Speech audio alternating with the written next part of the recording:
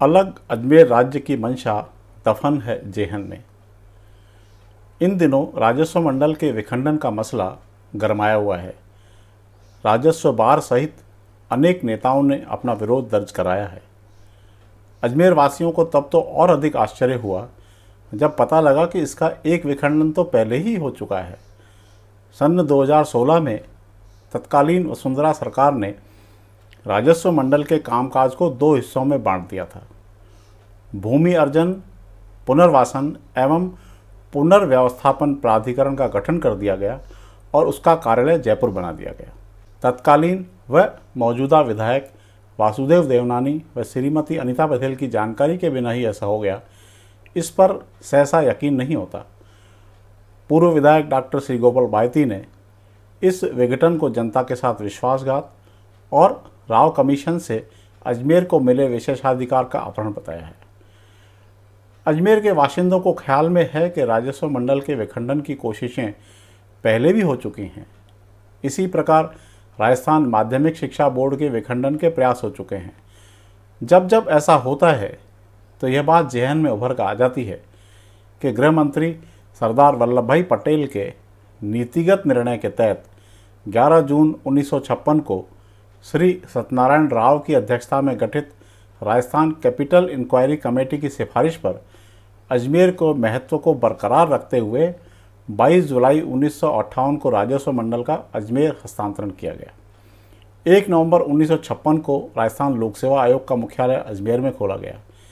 4 दिसंबर 1957 को पारित शिक्षा अधिनियम के तहत माध्यमिक शिक्षा बोर्ड का मुख्यालय अजमेर रखा गया। थोड़ा सा विस्तार में देखिए। आज़ादी और अजमेर राज्य के राजस्थान में विलय के बाद राज्य के लिए एक ही राजस्व मंडल की स्थापना नवंबर 1949 में की गई। पूर्व के अलग अलग राजस्व मंडलों को सम्मिलित कर घोषणा की गई कि सभी प्रकार के विवादों में राजस्व मंडल का फैसला सर्वोच्च होगा। खंडीय आयुक्त पद की समाप्ति के उपरांत समस्त अधीनस्थ राजस्व विभाग एवं राजस्व न्यायालय की देखरेख एवं संचालन का भार भी राजस्व मंडल पर ही रखा गया। इसका कार्यालय जयपुर के हवा महल के पिछले भाग में जलेबी चौक में स्थित टाउन हॉल, जो कि पहले राजस्थान विधानसभा भवन था, में खोला गया। बाद में इसे राजकीय छात्रावास में स्थानांतरित किया गया। इसके बाद MI रोड पर अजमेरी गेट के बाहर रामनिवास बाग के एक छोर के सामने यादगार भवन में स्थापित किया गया। इसके बाद इसे जयपुर रेलवे स्टेशन के पास खासा कोठी में शिफ्ट किया गया। सन 1958 में राव कमीशन की सिफारिश पर अजमेर में तोपदड़ा स्कूल के पीछे शिक्षा विभाग के कमरों में स्थानांतरित किया गया। इसके बाद 26 जनवरी 1959 को जवाहर स्कूल के नए भवन में शिफ्ट किया गया। इसका उद्घाटन तत्कालीन मुख्यमंत्री स्वर्गीय श्री मोहनलाल सुखाड़िया ने किया।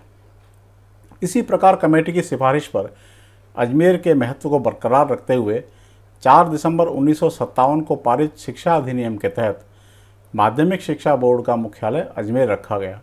यह प्रदेश भर के सेकेंडरी व सीनियर सेकेंडरी के छात्रों की परीक्षा आयोजित करता है। बात अगर लोक सेवा आयोग की करें तो आज़ादी से पहले देसी रियासतों में प्रशासनिक व न्यायिक अधिकारियों के पदों पर रजवाड़ों के अधीन जागीरदार या बड़े पदों पर आसीन अधिकारियों की संतानों को ही लगाने की प्रथा थी। स्वाधीनता प्राप्ति से कुछ ही पहले के सालों में देसी रियासतों में राज्य सेवा में भर्ती के लिए लोक सेवा आयोग अथवा चयन समिति का गठन किया गया।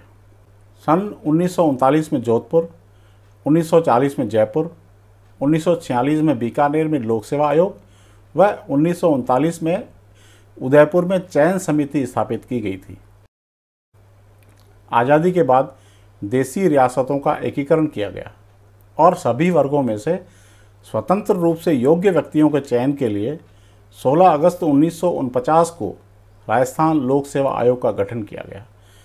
तत्कालीन केंद्रीय गृह मंत्री सरदार वल्लभ भाई पटेल के नीतिगत निर्णय के तहत यह कदम उठाया गया था। पूर्व में यह रविन्द्रनाथ टैगोर मार्ग पर स्थित भवन में संचालित होता था, जबकि अब यह जयपुर रोड में गोगरा घाटी के पास स्थित है। कुल मिलाकर तर्क यह है कि विलय के दौरान जो तय हुआ था, अगर उसमें फेरबदल किया जाता है तो उससे बेहतर यह है कि अजमेर को फिर से अलग राज्य बना दिया जाए। अजमेर के कई बुद्धिजीवी भी इस तरह की भावना रखते हैं, मगर यह विचार केवल दिलों में ही दफन है। इसने कभी मांग या आंदोलन का रूप नहीं लिया। वजह यह रही कि विखंडन की हर कोशिश हर बार विरोध के कारण ठंडे बस्ते में चली गई। आइए जरा आपको इस मौके पर यह भी बताते चलें कि अजमेर राज्य के राजस्थान में विलय के समय स्थिति क्या थी। राजस्थान में विलय से पहले अजमेर राज्य से लोकसभा के लिए व राज्यसभा के लिए एक एक सदस्य चुने जाने की व्यवस्था थी।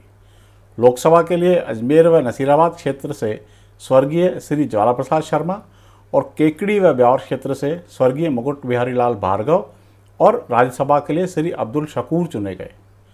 सन 1953 में अजमेर राज्य से राज्यसभा के लिए कोई सदस्य नहीं था, जबकि 1954 में श्री कुरम्बया चुने गए।